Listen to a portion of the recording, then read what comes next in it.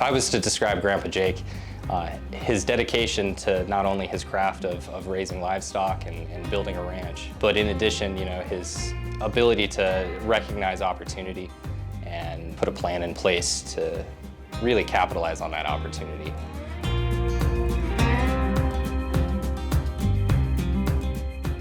He's going to be 90 next month.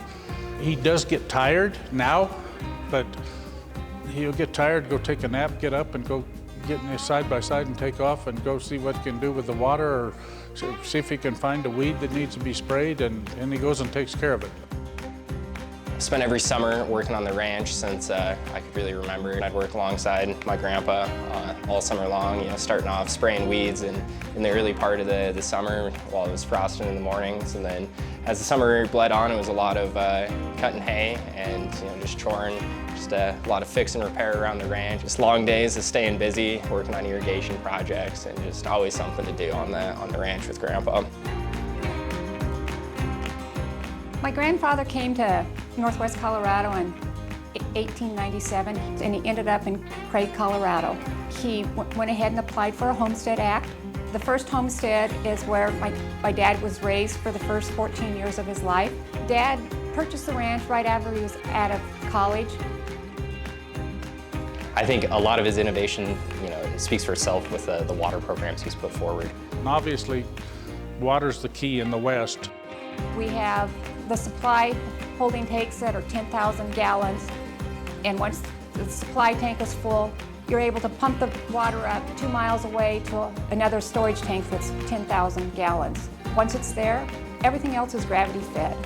My assumption would be if you went to an engineer and asked him to diagram some of his projects, they would say it's not possible to do, but Jake will find a way to get it done. Dad started installing 20-foot sections of PVC pipe to the various watering tanks, and over the years, he has 22 miles of pipe throughout the ranch. I've known the family for 50 years plus, but I think 3 years ago, they had come to us with the thought of the percentage split. If you could work as a co-op and become efficient as an independent rancher, working together with other independent ranchers, that may be the way to do it. The agreement was that they irrigate the land. We do most of the fencing. Jake gets the water set up for the pastures, and then we run the cattle, and it's worked very well. I think it's working well for them and working well for us. Dad has worked closely with Colorado Parks and Wildlife and the game wardens in the area. Dad was able to give the wildlife department a more accurate count of the number of elk and deer in the area.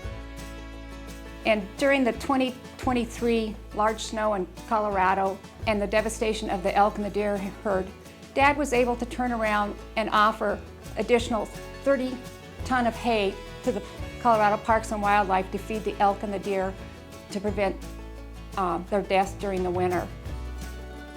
The importance of agriculture is really the foundation of all our lives. Our three basic needs of water, food, and shelter. And it's really the ranchers and the farmers are the backbone of the United States and I would say the world economy. And with the ability to feed more people, more great ideas can come forth and in turn, potentially elevating everyone's standard of living.